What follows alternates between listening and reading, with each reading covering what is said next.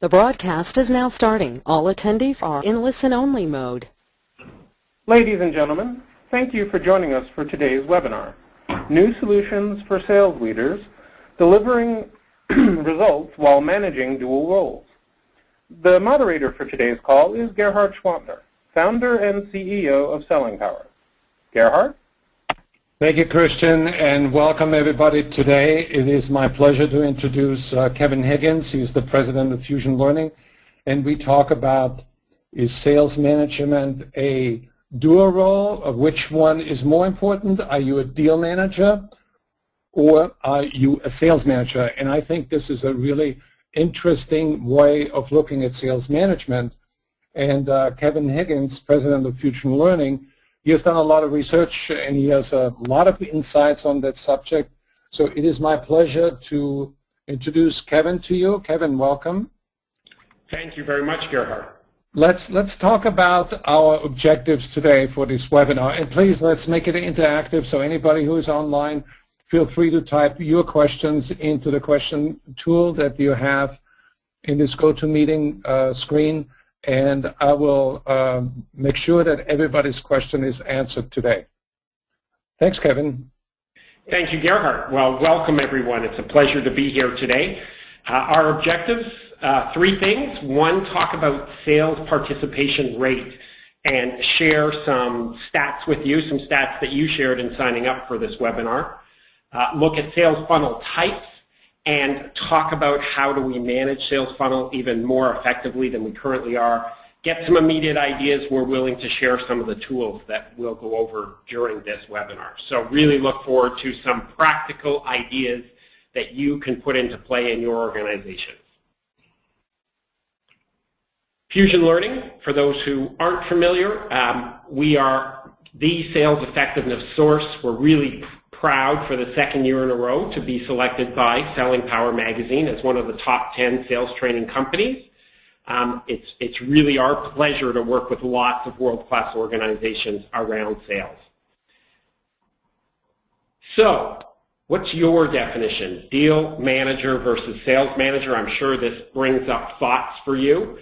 And just taking a quick look, deal manager, these are people who are fantastic at creating sales. They are all about the hot deals, the big deals, what's happening, how can I help, let's get the organization behind.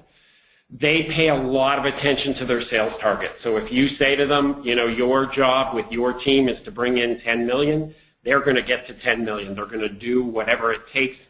They're very busy at the end of the month, at the end of the quarter, at the end of the year, making sure that we deliver against plan, that we deliver the numbers that we said we would. They're great. Absolutely essential.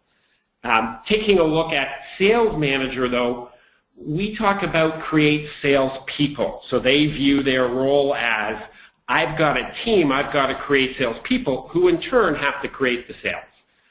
They're all about funnel health. They're all about thinking about pipeline and funnel and how do I make sure that we've got everything we need so that we're well prepared to deliver against what we need to do.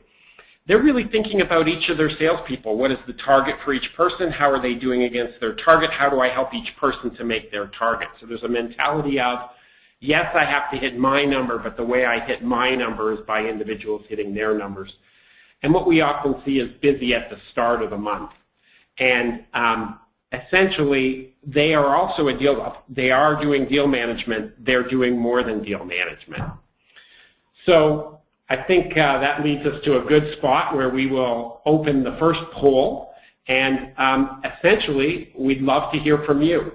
Are your sales leaders deal managers, sales managers, or would you say you have some deal managers and some sales managers, which you would select a mix of both? So give a little bit of time here for you to answer to that. You can hear a little bit of our thought, which is deal management is absolutely critical, and we must have that. We would say, though, not sufficient, that we're looking for sales managers. And Christian is running this poll for us. I think probably we're good to close that out whenever you're ready.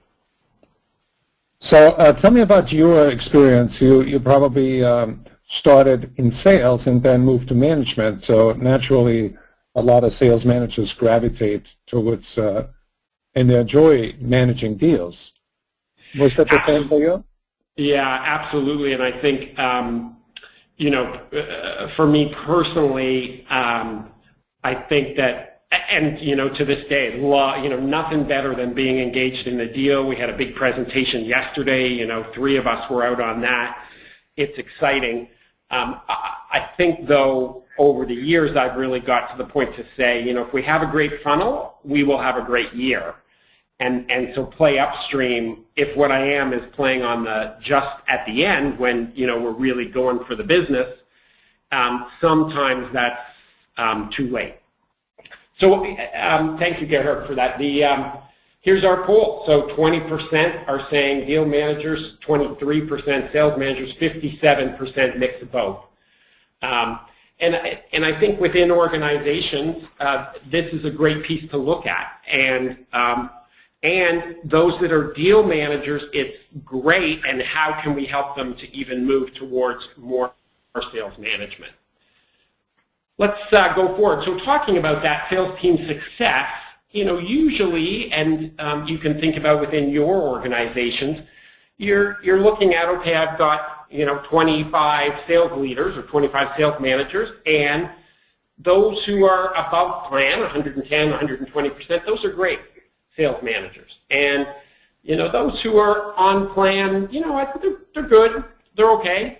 And if they're below, that's I sort of look at, is this really, are they doing what they should be doing?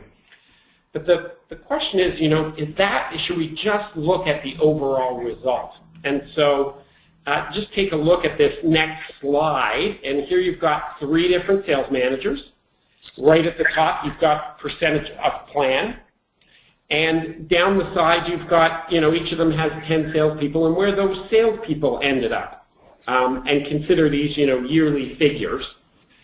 Who would you hire? So I want you to take a look at that, and I'm going to pull you in a second. Would you hire, if you had a choice of these 3, with only this knowledge in front of you? Now, I know I've presented this before, and people say, well, I need more information. Agreed. But just on the basis of this, who would you hire? And let's open up this next poll. Sales manager A, B, or C?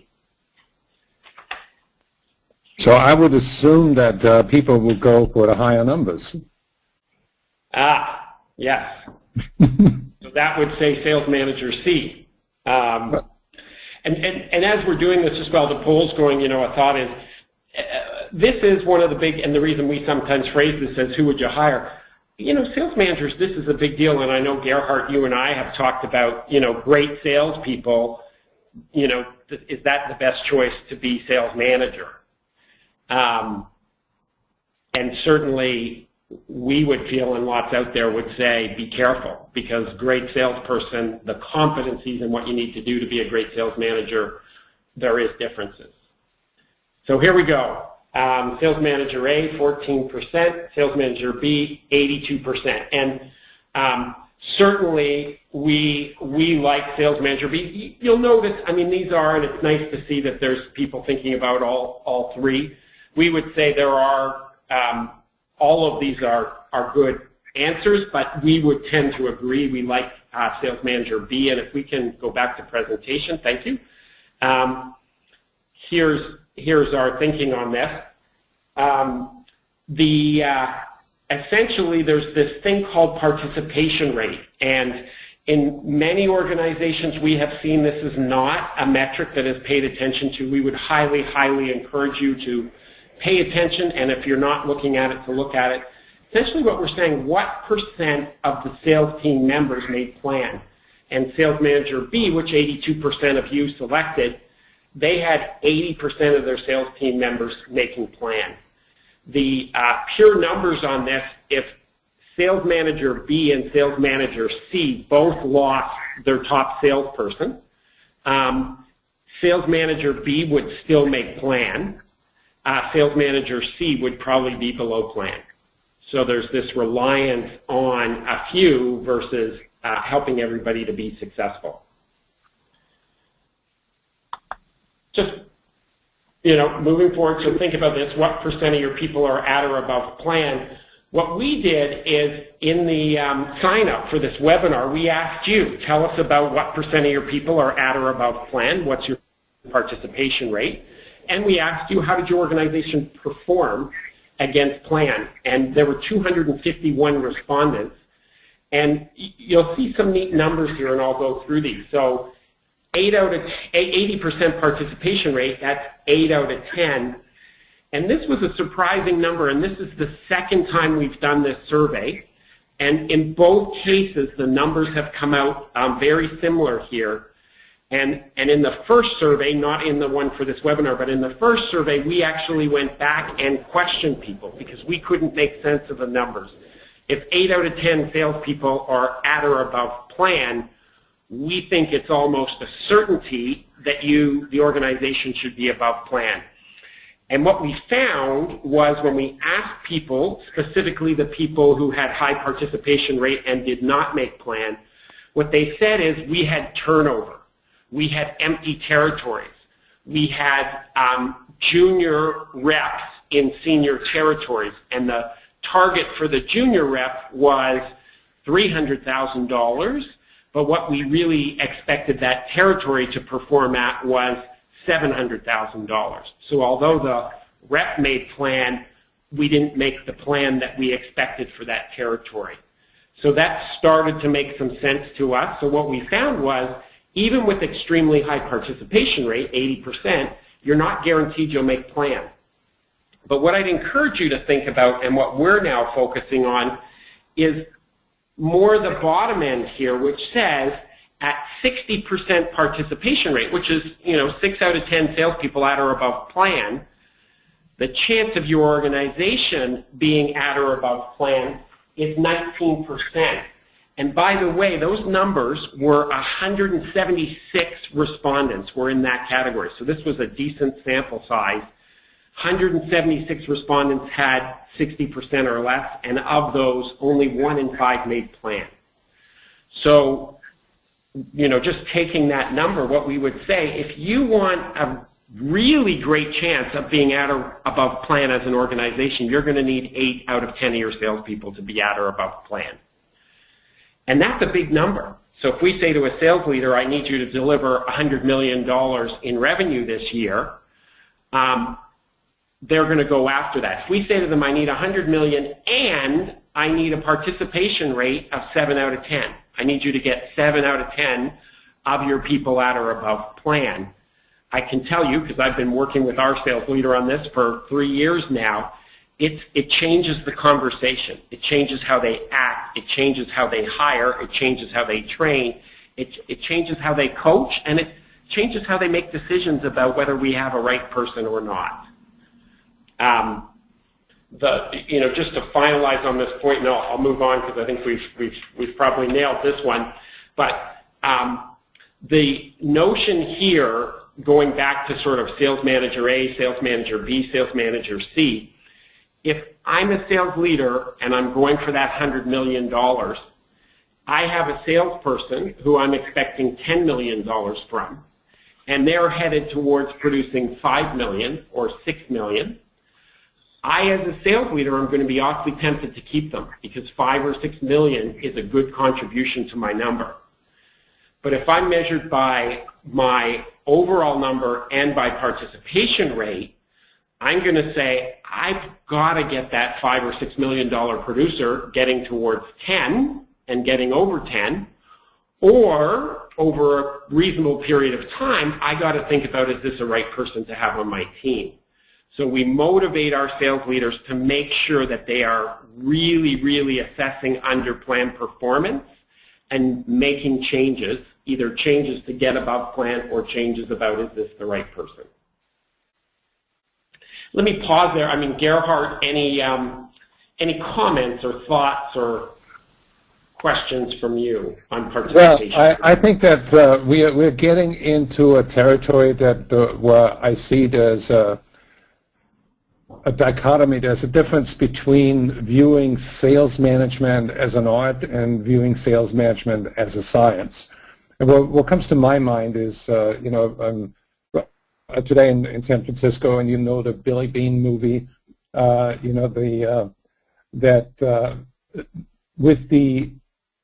with science, you can make a lot of better choices.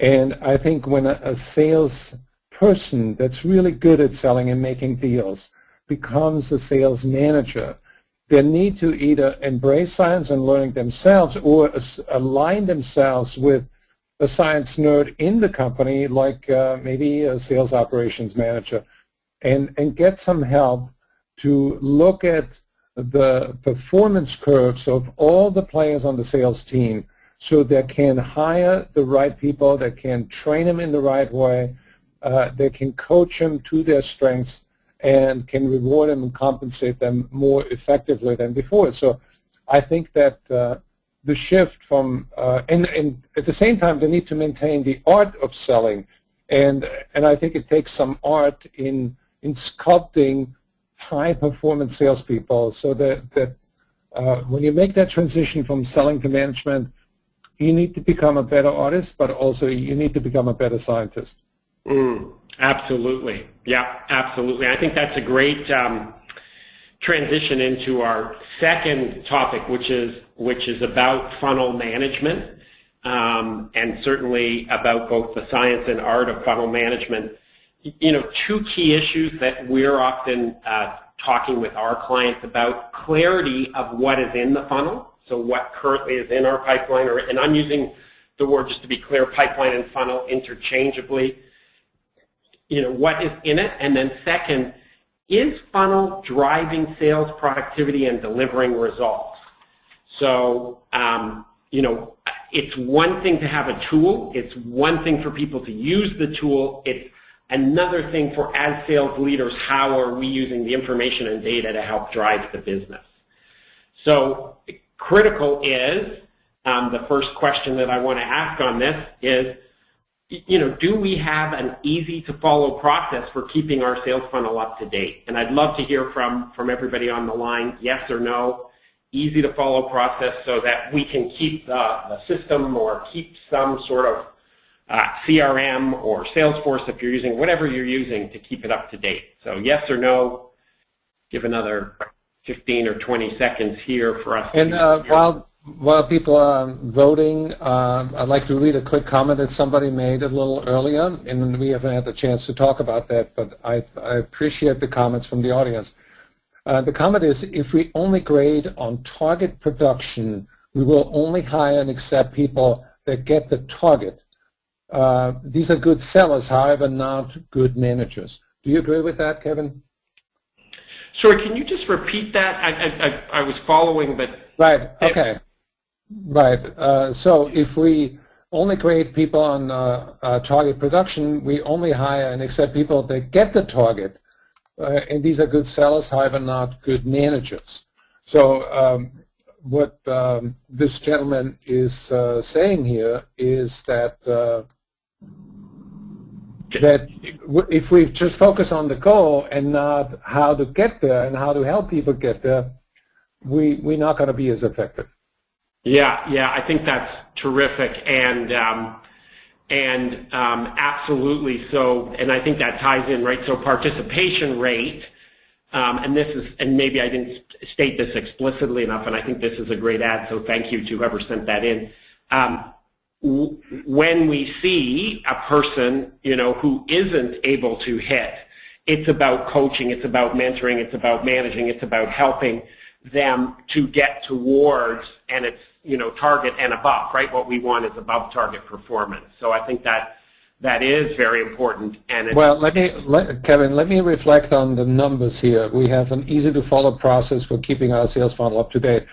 I think 50-50 is pretty average because when you look at the general user adoption rate of CRM, I think that it's about 50%. Half of the salespeople in most companies, they don't make quota and they don't have 100% adoption of CRM.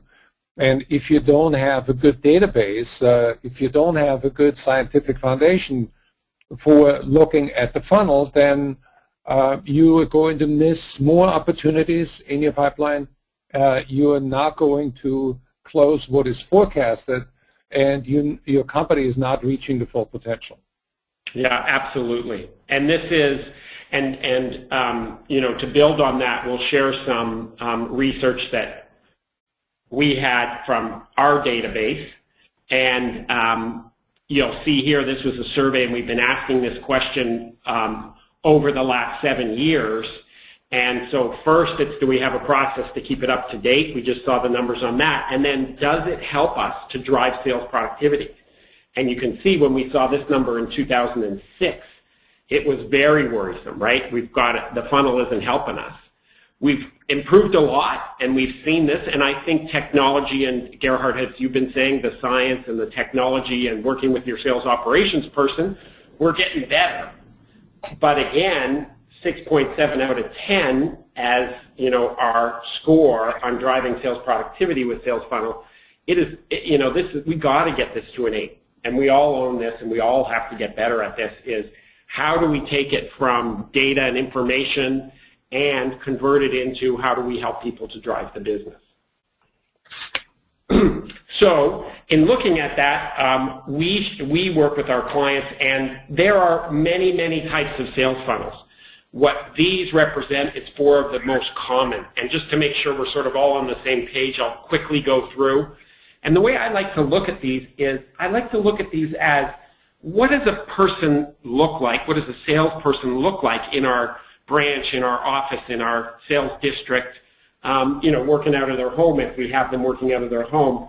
What do they look like? Well, someone with a healthy funnel, I ask leaders when they're in the room with me, and they say, you know, this person is busy, they're productive, they're not at the water cooler, they're on the phone, they're asking questions, I'm getting emails from them constantly. They're busy, and they typically, those that have a healthy pipeline, are pretty good at keeping it consistently healthy. There's the odd people who, you know, go out and prospect a whole bunch and fill up the funnel, and then they empty and then fill and empty. But overall, usually when you see healthy, it's an ongoing thing. False hope. These I say, this is the people who are really optimistic at the beginning of the month and are full of excuses at the end of the month. And this is called false hope because typically what this is this is a person who's good at keeping the funnel full, but not up to date. So what they do is they put in and it stays, and it stays, and it stays. And they need help taking things out because typically they're hanging on or they're believing that situations are going to come to fruition that are not. So that's false hope. Thin, I ask leaders and I say, what's going on here? And they say, oh, you know, they're not that busy. And I say, well, let's think about it. Think of someone in your office, on your team, who has a thin funnel, and talk to me about them. And I'll get somebody to say, you know, Jill or Joe on my team. And when we start talking about it, typically what we hear is a story that is they are busy being busy. So my view on thin, and what I often hear is busy being busy. This is the person whose office is clean, whose desk is clear, whose email inbox is, you know, the model of perfection, and their paperwork is fantastic. They just are not busy getting new opportunities, and they really need help with that. And the congested, this is the hunter. This is the person who loves to find new opportunities, not so good at converting them into, moving them from prospect to opportunity.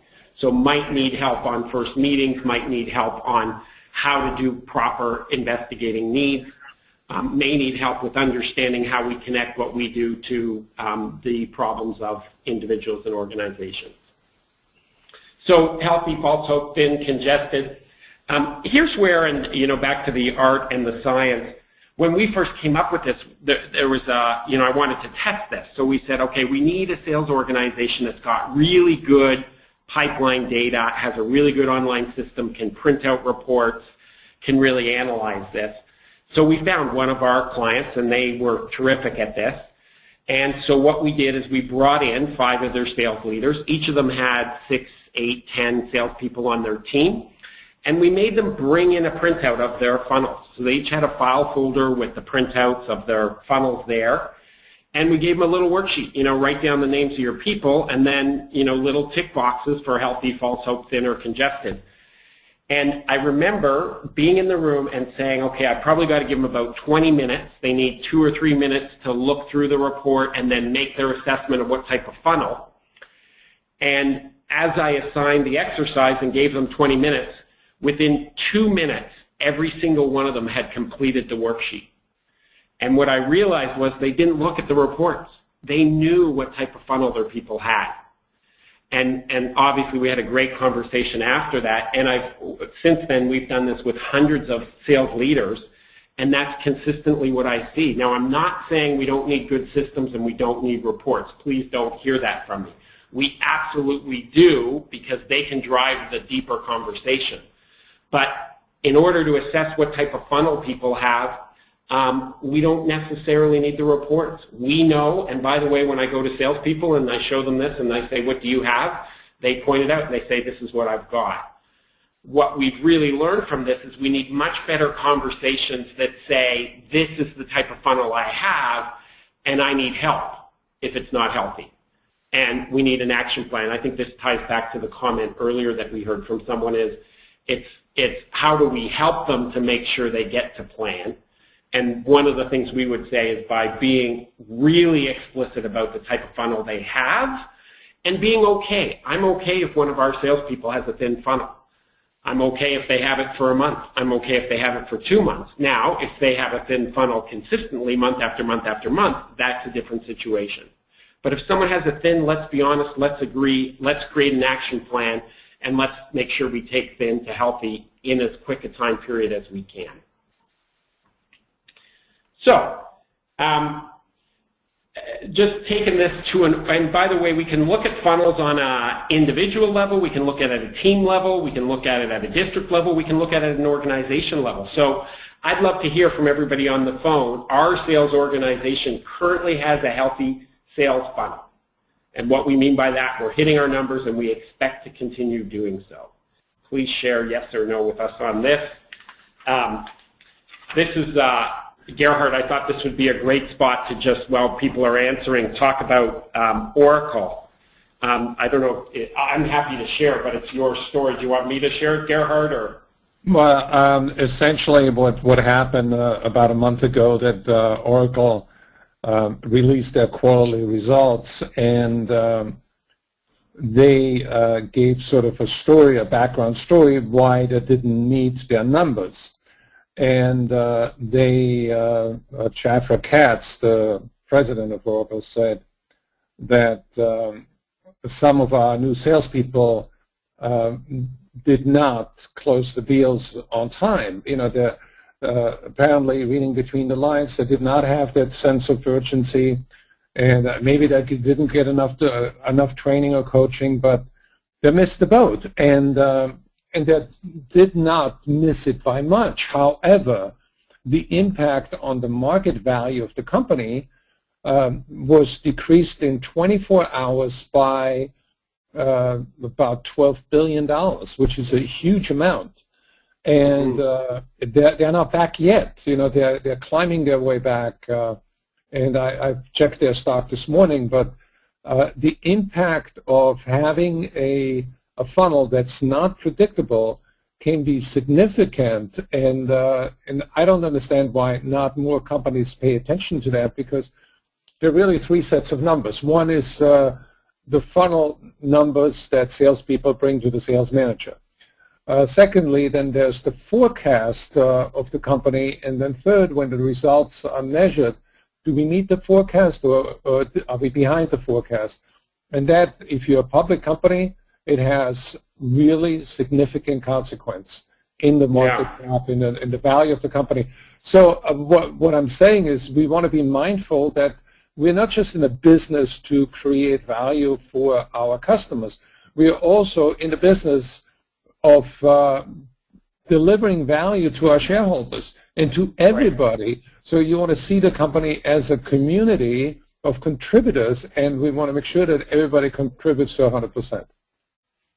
Yeah, absolutely. Yeah, and I have the quote that you were referencing there, Gerhard. The CFO said, what we really saw was the lack of urgency we sometimes see in the sales force as Q3 deals fall into Q4. And this is all about funnel and pipeline and, not managing as well as we could have. And I can see, seems, 12 billion seems like a bit of a tough hit on that one. But what the market was saying was, really, you don't understand when your deals are going to close? Well, if you don't understand when they're going to close, we're worried. Because you're the business, you should know when these deals are closing. Right, and I think then there's the other issue that as a president, you don't want to blame individuals in the company. You want to assume responsibility and say, we messed up, we are fixing it, it's never going to happen again. Something like that. Yeah. Back to our poll, our sales organization currently has a healthy sales funnel, 33% yes, 67% no. This, by the way, mirrors results when we ask this question frequently. This mirrors results when we're in training sessions with our clients. If 1/3 of our people, taking it to a people level versus organizations, 1/3 of our people have a healthy pipeline, it's going to be hard for us to be successful. So this focus on making sure that we either have healthy or we're driving to healthy is critical. And what we try to help organizations, and this is happening in organizations, so I'm not trying to say this isn't happening, but we're trying to change it from a little bit more implicit to much more explicit. And our view is, you can have funnel reviews, they can be fast. These do not have to be on War and Peace. This is 15 minutes. It's very tactical. We believe you should be strategic. That's called a one-on-one, and that's maybe monthly. Funnel review as frequently as weekly. And it's about activity, it's about opportunities. We need a little bit of prep, but what we would say short prep, and fast focused discussion. And of course, it's not about looking in the rear view mirror, it's about using the rear view mirror to look out the windshield and decide where we're going and how we're going to change funnel. And this slide has, basically the format, but I think what I'll do is just go to the actual form. This is the form. We'll have a piece at the end, and we're happy to share this form with you, send it to you. You can tailor it and adjust it to your own liking. But the way that we use this with Infusion and the way that we use it with our clients is the big picture at the top is literally kind of a checklist. I'm going to have some assumptions coming in, but I'm really going to put the emphasis on my salesperson because it's their funnel. It's not my funnel, it's their funnel. And I need them to own the funnel. I need to help them make sure that they're owning the funnel, make sure they're taking actions. But what I'm doing is holding up the mirror here. So what type of funnel do you have? So you share with the salespeople the 4 types, and you say to them, and we might have to debate if they say it's healthy, and I don't think it is. We're going to have discussion about that. The way that you can have that discussion, by the way, is over to the right. You'll see key metrics, so you can put in whatever the 4 key metrics are in your organization. In ours, when it comes to pipeline, we're not talking activity, when it comes to pipeline, what we look at is number of situations in the pipeline, what's the gross value of your pipeline, and what's the net value. Gross value being, I have 3 deals, each worth $1 million, so my gross value is $3 million. Net being, one of those has 20%, one of those has 50% probability, one has 80% probability, and I'm not exactly doing the numbers, but that adds up to a net value of about 1.5 million. So you can put, and you'll see what we do is this meeting, last meeting. Because what we're trying to do is show them the tracking. Are you improving? Are you decreasing? And from that, what type of funnel? Has this changed since last review? Yes or no? And I love this question. It's very simple, but it delivers a huge message. And, the change can be positive or negative, so we have to be careful here. But just to say, is there movement here? Pipelines need movement. How's your 0 to 60? How's your 60-day plus? By the way, depending on your sales cycle time, this could be 0 to 180 and 180-day plus. This could be 0 to 15 and 15-day plus, depending on, obviously, adjust to your sales cycle. And just poor, okay, or great.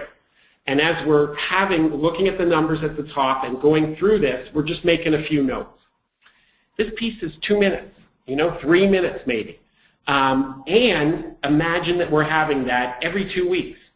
One meeting unto itself doesn't really going to say much, but 5 of these meetings in a row every 2 weeks over a 10-week period, our experience is that if we do it, if we stick to it, we will see change in the pipeline. We will see movement towards healthy.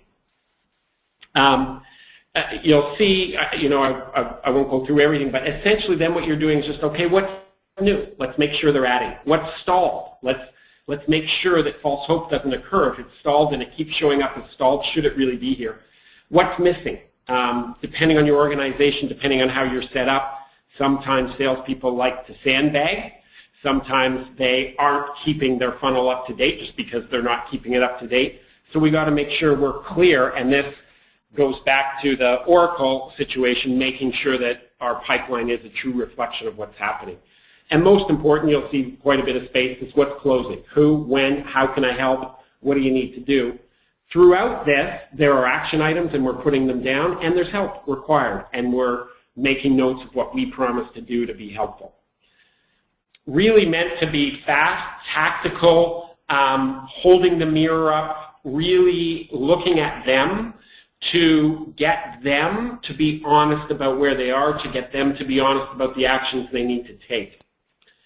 The form, the idea is within a one-on-one folder or within a folder for that salesperson, we start to stack these forms up, and we can actually see a history of where is their pipeline, how is it moving, how is it changing, and as we all know, there's 2 ways these conversations go. The way that we don't like to see, I call it same story, different week. And you see the same name showing up, you see the same numbers showing up, you see similar patterns. The person with a healthy pipeline, this is, it's one of my favorite things is to have this discussion, because the person with the healthy pipeline, it's like this conversation is a dynamic conversation. It's never the same. There's always changes. Their pipeline is changing. What's new, what's stalled, what's missing, what's closing. It's not the same thing with some excuses. This is a dynamic, moving, changing conversation. So really coming out of this in terms of action steps, and then I want to move us into some question and answer, think about, do you have deal managers or sales managers? How are you helping people to be sales managers and deal managers? So it's not either or, it's and both. What's your participation rate? Are you studying it? Are your managers focused on it? Are they compensated? So I can tell you here in our experience at Fusion with our sales leader, we started with focus, and the focus helped. And then we added compensation, and as we all know, that adds lots of emphasis. And what we see is when we actually in our first quarter were a little behind plan for the first time in 10 quarters, and guess what? Our participation rate was off. And we're going to have a tremendous second quarter, our best ever, and our participation rate is going to be 80%. So think about that within yours. Are you having explicit funnel review conversations that connect one conversation to the last? As I mentioned here, we're happy to, and you'll see at the end, we'll put up the email, happy to send you our funnel review form. You can adjust it. We'll send it in a Word document so you can adjust it for your organization. Happy to have conversations about how to use it and how we could support you in its use. And at that, Gerhard, let's maybe do a little Q&A. Yeah, let's talk about the funnel review, because there's a question, what is your process that you recommend for funnel reviews? Yeah, so the form is really the process. So start at the top, big picture, go through the form, and the how then to connect that, meeting to meeting is making sure that you actually collect the information on the form. If the salesperson wants a copy of this, terrific, happy to do it. and then we keep these so that it's the connection of conversation to conversation that's critical. One thing I would add to this, how does this fit with one-on-ones? Because typically, you know, the formal sit-downs with one of my salespeople, I have one-on-ones, which are more detailed and about the person, about progress, about their learning, about their development, about their growth, and about their activity and territory. And then there's funnel reviews, which are short, tactical, focused. Our view is one-on-one, first week of the month, funnel review, middle of the month, but in the one-on-one there is a funnel review section. So you are doing the tactical piece, not quite as in-depth, but that is in your one-on-one. That's a pretty good cadence. In some organizations, a one-on-one at the beginning of the month and then funnel reviews weekly, or potentially with someone who's struggling or with someone who's new, that type of discipline can work. And do you, when you do the weekly review, do you review the forecast as well, or you just offer strategic advice and process step reviews with the salesperson? Yeah, the one-on-one is really like an hour or so, and it's very detailed, both about the person, the activity, the results. The tactical funnel review on a weekly basis is really about what's in your funnel, what's your activity, what are the key things that are happening, and how can I help you to make sure that happens. Within that conversation, of course, is an activity conversation saying, you know, so the funnel says where we are, and if we need to change the funnel, if there's then it's what are the actions, i.e. activity that you need to do to change that. Next question is, what is the role of marketing in funnel management? Well, that's a good question. Marketing in funnel management. Well, I want to be, you know, I think of sales operations, so I think that the sales operations team, and sometimes that's housed within marketing, sales operations owns making, you know, back to the early poll question, you know, we have an easy-to-follow process for keeping sales funnel up to date. Sales operations, which is maybe part of marketing, really owns making sure that it's easy, it's straightforward, people know how, people have the system.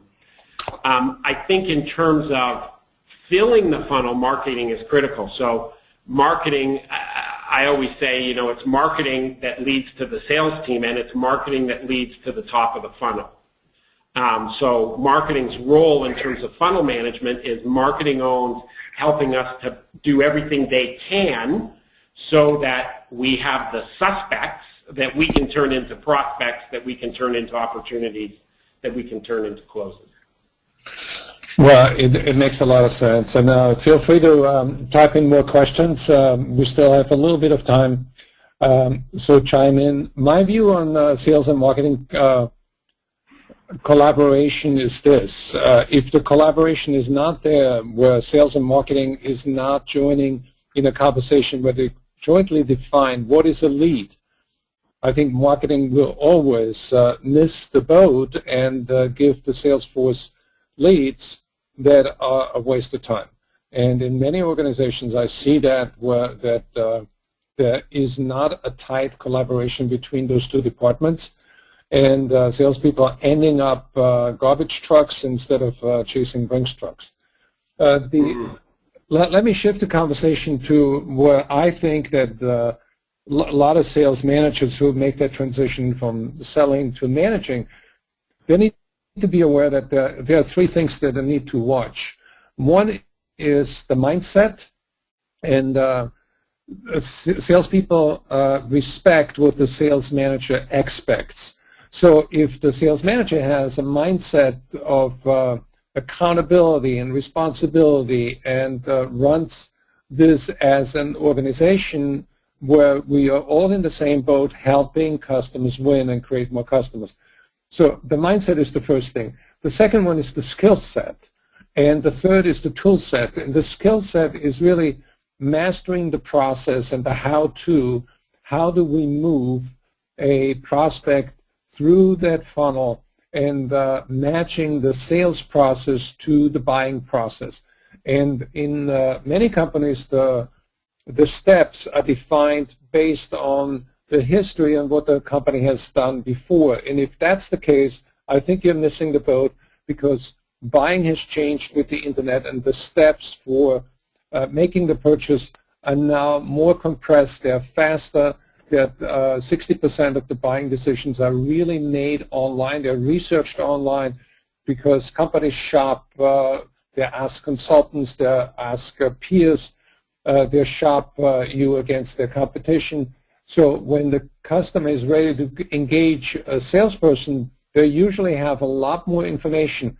So I think the skill set, there's a role shift, and the role shift consists of this, very simple, that the salesperson's role is no longer the provider of information, but the provider of insight. And insight is really not enough. You want to teach salespeople to transform insight into value that is accepted by the customer.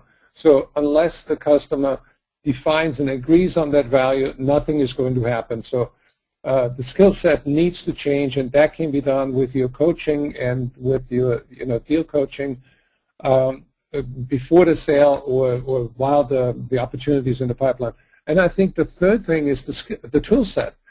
If salespeople do not have the right tools or are not trained to use the right tools, if your user adoption of, let's say, Salesforce.com is 40%, then you are probably missing 60% of the opportunities that are in the pipeline, because if you don't have the data, you cannot make a decision. You're not going to have an accurate forecast, and that's why a lot of sales organizations, they use the carrot and the stick approach, or they create incentives, and where the leadership has the mindset that we need to have clean data and accurate data, and if a deal doesn't exist in Salesforce.com, you're not going to be compensated for that, because that may be just a lucky deal that came to you, that somebody had to buy something at last minute.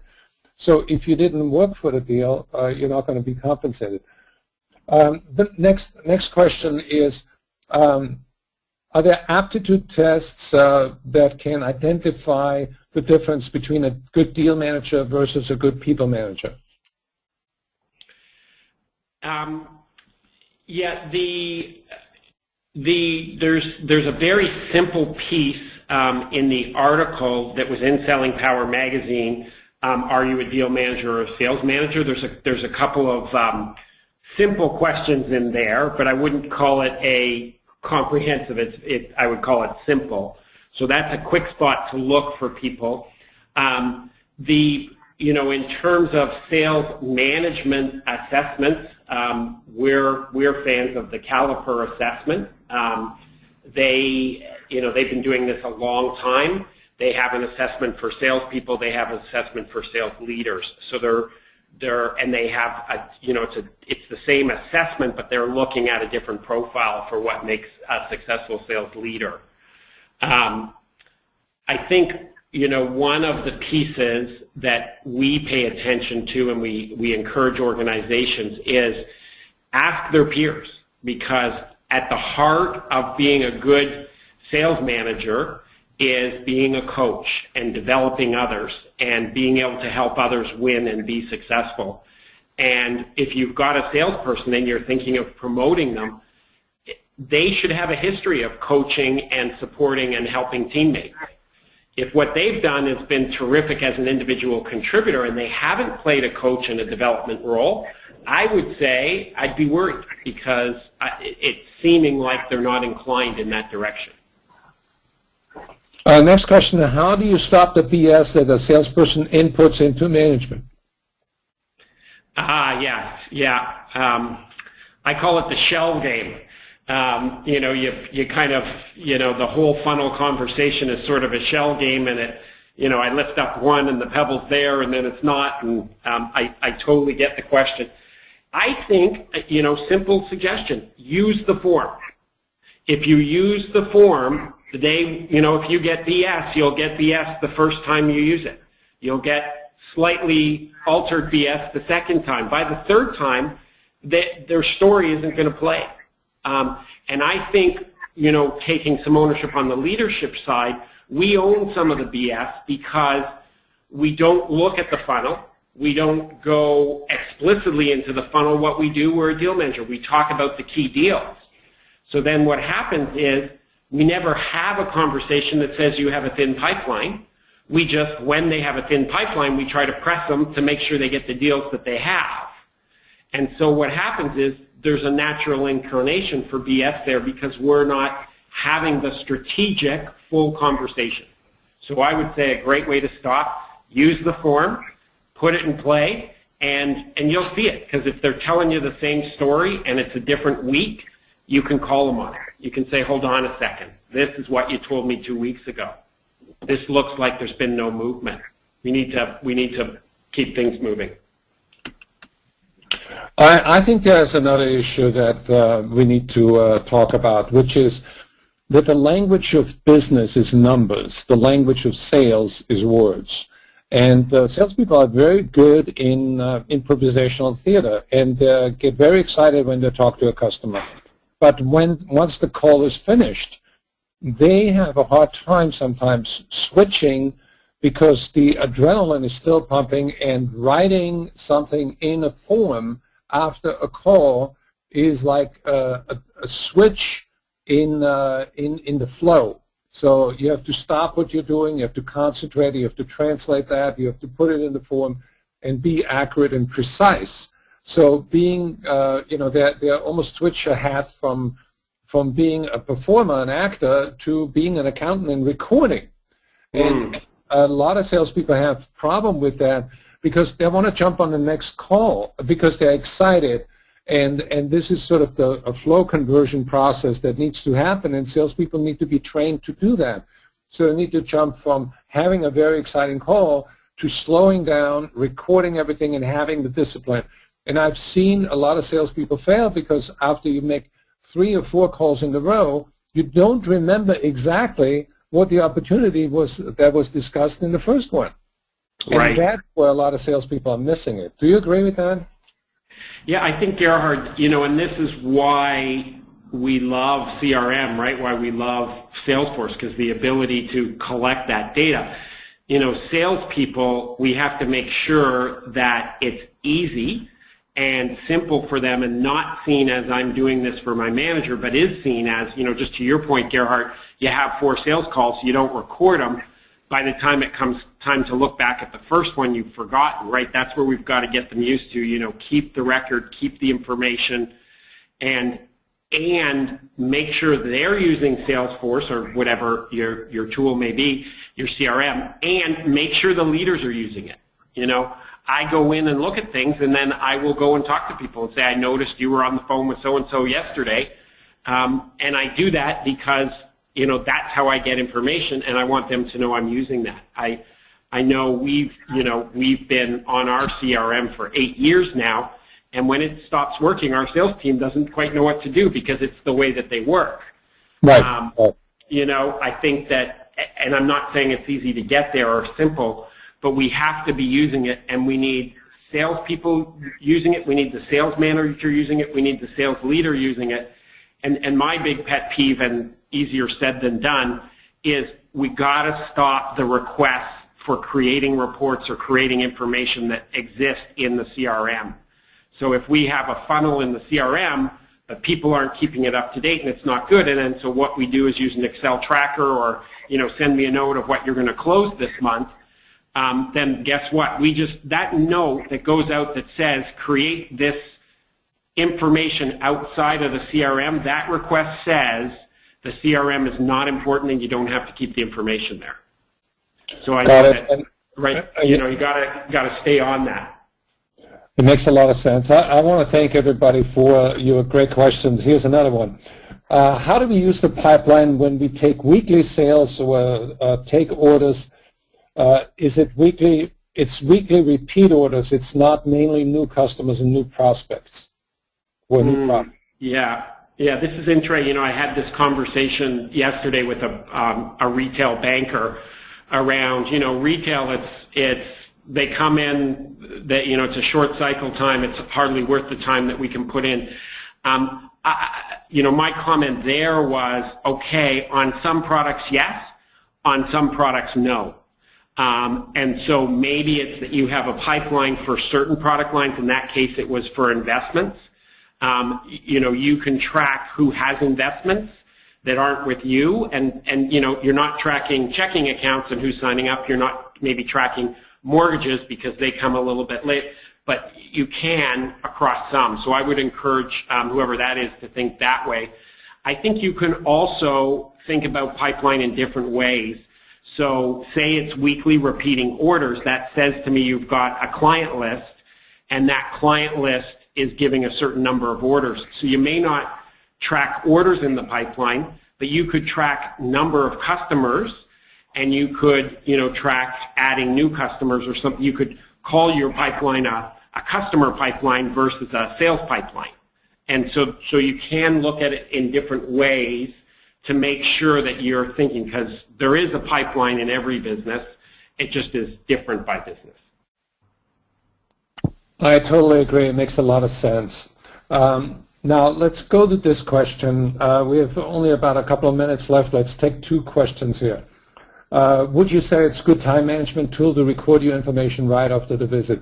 And let me answer that. I said emphatic yes.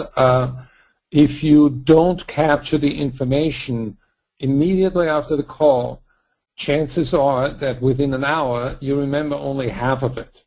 And I noticed from myself, I had to discipline myself because I feel really in my comfort zone when I'm talking to people.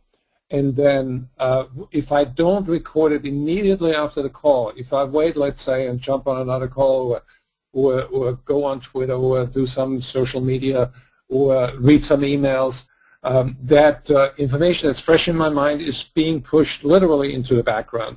So if I do it an hour later, I'm not as effective, and I want to prevent myself from sabotaging myself, and I want to make sure that I follow up. And it takes a little bit of discipline. It's not easy to do, but once you do that, you're way ahead of the game. The other question I want to submit to you here is, Scott is asking, how can Fusion help us fill the top of our funnel? Yeah, there's some, we almost put this piece in here, and just to respect time, we didn't, but I'll give the headline. Prospecting fills the top, and our big piece these days is prospecting needs to be a team sport, not an individual sport. And that probably goes without saying, but individual sport is, I expect you to have a good funnel. Your funnel's not there, so make sure you get on the phones, make sure you make more calls, make sure you do more emails and prospect.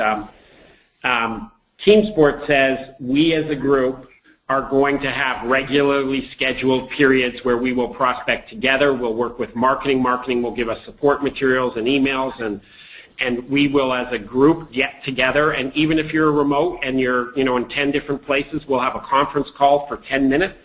We'll chat about what's our prospecting strategy for today. People will jump on the phones. We'll do an hour, hour and a half of calling. We'll reconvene. We'll celebrate the success. We'll have some really good laughs at some of the funny stories of what happened. Create it as a team sport. Yes, it needs to be individual, and people are accountable for doing it, but supplement that with it being a team sport. And we would love to help any organizations around this. We have disciplines and process and ways, and proven successful, guaranteed you will increase your funneling, increase your results. Can you show the next slide, where you sort of say that this is the kind of client that we are working with right now? Because you have a very impressive client list here. Yeah, and we're proud, and oftentimes when you see these are everybody we've worked with in the last 10 years. These are people we've worked with in the last year. So we're really proud of having some fantastic clients that we work with. Of course, anybody on the phone who doesn't see their logo here, we're more than happy to add you to it. So we can show the next one. How do we get in touch with you? Yep, and so here you are. You can email or call Scott Gilmore, and Scott's email and his phone number are on the screen there right now for everybody. And a number of people in the audience ask us whether they can review that presentation. We have recorded it today, so it will be available tomorrow on sellingpower.com. And Kevin, thank you so much. I learned a lot. I want to thank everybody in the audience. Have a wonderful day, and I hope that everybody will close more sales. Thank you, Kevin. Yes, thank you, Gerhard, and thank you, Selling Power.